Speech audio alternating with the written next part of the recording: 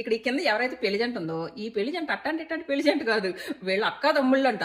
ఏకంగా 3 ఏళ్ళు ప్రేమించి మరీ పెళ్లి చేసుకుని ఇప్పుడు పోలీసులను ఆశ్రయించి మా పెద్దల నుంచి మాకు రక్షణ కల్పించండి అని పోలీసులను ఆశ్రయించారు. ఇక్కడ విషయం ఏంటంటే అక్క తమ్ముళ్ళు అంటే సొంత అక్క తమ్ముళ్ళు కాదు, వాళ్ళ మాత్రం వీళ్ళ మాత్రం అక్క చెల్లెళ్ళు అవుతారంట.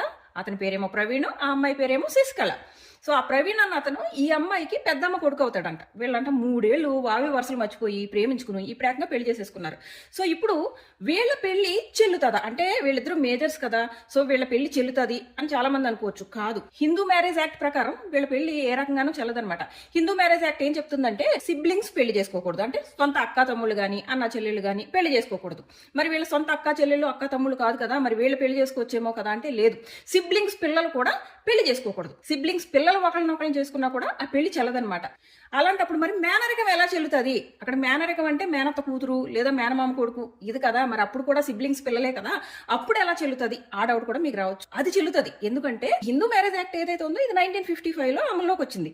అప్పటికి ఏవైతే ఆచారాలు ఉన్నాయో హిందూ మతంలో దాన్ని బట్టి కొన్ని ఆచారాలకి ఎగ్జామ్షన్ ఉందన్నమాట. అలాంటి ఆచారమే మేనరికం. అంటే మేనరికం పెళ్లి చేసుకోవచ్చు కానీ ఇలాగా అక్క చెల్లెల పిల్లలు ఇలాంటివి పెళ్లి చేసుకోకూడదు. ఇది క్లియర్గా వైడ్ అవుతుంది. ఒకవేళ కనుక ఈ పెళ్లి గంట మీద వాళ్ళ పేరెంట్స్ కానివ్వండి లేదా హిందూ మతాన్ని భ్రష్టు పట్టించారు అని చెప్పేసి వేరే ఎవరైనా కానీ కేసు వేసారనుకోండి, వీళ్ళ పెళ్లిని రద్దు చేస్తారు. అంతేకాదు, రద్దు చేయడంతో పాటు వీళ్ళకి ఒక 1 month వరకు శిక్ష వేయొచ్చు, లేదా వీళ్ళకి ఒక ఫైన్, వాళ్ళు ఫైన్ అయినా చెల్లించాలి. ఫైన్ చెల్లించలేకపోతే వీళ్ళకి ఒక 1 month వరకు శిక్ష అయినా వేస్తారనమాట. చాలా మంది కింద కామెంట్ సెక్షన్స్ లో ఏమంటున్నారంటే ఇలాంటి విషయాలు చెప్పకండి, ఇప్పుడు ఇది చూసి మిగిలిన వాళ్ళు కూడా ఎలా తయారవుతారు అని. అలా ఏం తయారవరు, ఎందుకంటే ఇలాంటి పెళ్లిళ్ళు చట్ట ప్రకారం చెల్లవన్నమాట. అది సంగతి.